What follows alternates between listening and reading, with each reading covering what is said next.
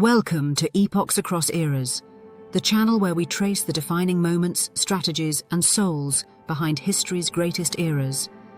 In our journey through the three kingdoms, we've watched kingdoms rise, warlords clash, and Zhuge Liang emerge as the mind behind Shu Han. But his story didn't end with statecraft.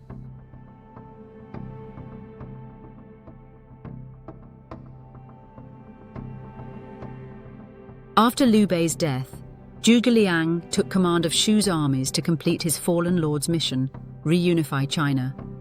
Over the next 6 years, he launched 5 daring northern expeditions, brilliant campaigns filled with strategy, sacrifice, and tragedy. In this episode, we follow the sleeping dragon's final stand, a story of persistence, pressure, and a legacy written not in victories, but in devotion.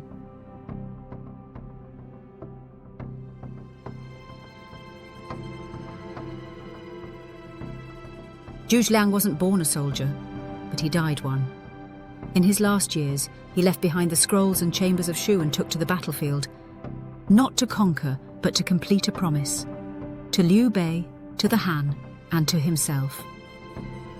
These were the northern expeditions, 5 bold attempts to defeat Wei and restore the empire. Though he never achieved his final goal, his determination, intellect, and sacrifice became legendary. This is not the story of victory. It's the story of how greatness endures even in failure.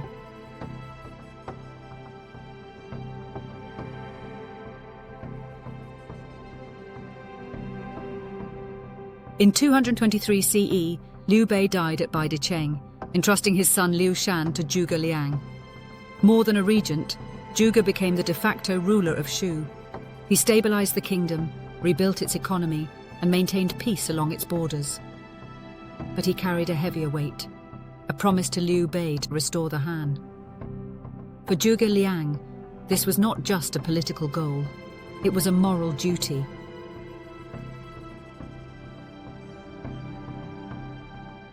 By 227 CE, he was ready. In a memorial to Liu Shan, later known as the Chushi Biao, Zhuge pledged unwavering service to the state and requested permission to lead a military campaign against Wei.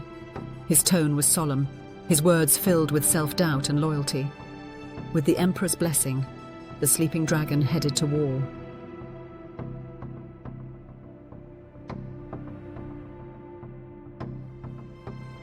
Between 228 and 234 CE, Zhuge Liang led 5 major campaigns into the north, targeting Wei-controlled territories like Chang'an and the Qishan region. Each campaign was meticulously planned. He established supply bases, built roads through mountainous terrain, and ensured logistical support with tools like the wooden ox and flowing horse.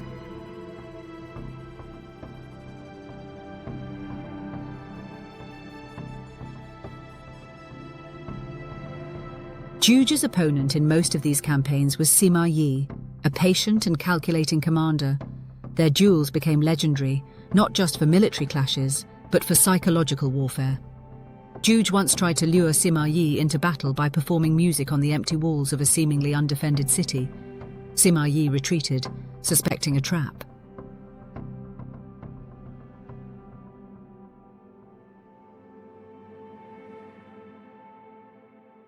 Despite Zhuge's ingenuity, victory remained elusive. The terrain, weather, limited resources, and cautious Wei defense stalled his efforts. He would advance, win skirmishes, but never deal a final blow.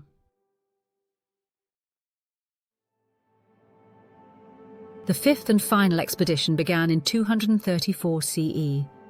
Zhuge Liang once again led Shu's forces north, establishing a base at Wujiang Plains near the Wei border. His army was well prepared and morale was high, but time was no longer on Zhuge's side. He was aging, his health fading. He exchanged letters with Sima Yi, who refused to engage directly, choosing to outlast his opponent. The campaign dragged on for months. Food supplies dwindled, troops grew weary.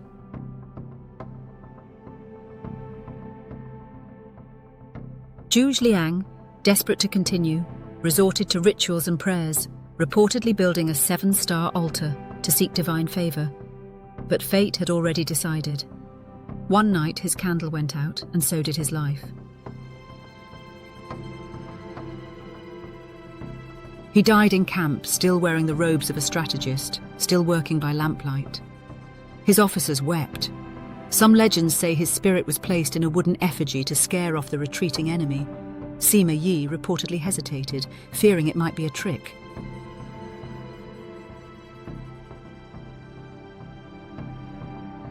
After Zhuge Liang's death, the Shu army retreated.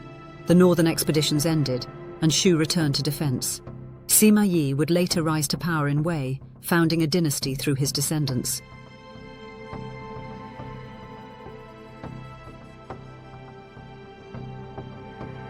Though Zhuge Liang never saw victory, his reputation only grew.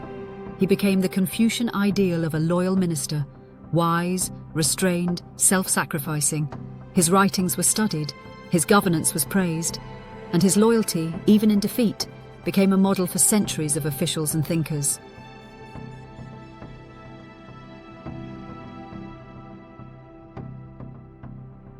In Romance of the Three Kingdoms, he is more than a strategist. He's the heart of Shu, a sage whose wisdom could calm storms and foresee fate. Even today, Zhuge Liang is honored in shrines, admired in novels, and remembered wherever great minds are celebrated.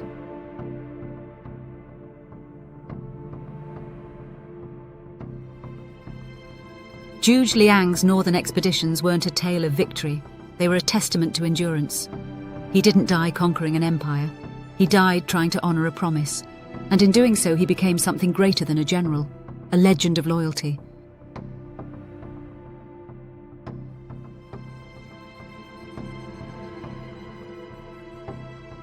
His campaigns taught generations that leadership is not just about results, but about responsibility, vision, and unwavering commitment to the cause.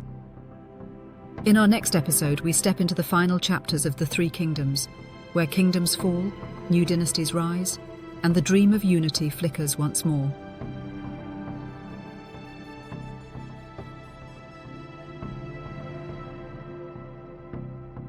Thank you for watching Epochs Across Eras. If you enjoyed this journey through history, make sure to like, subscribe, and hit the notification bell so you never miss an episode. Let's keep exploring the past to uncover the stories that shaped our world. Until next time, keep questioning, keep learning, and keep exploring the epochs that define us all.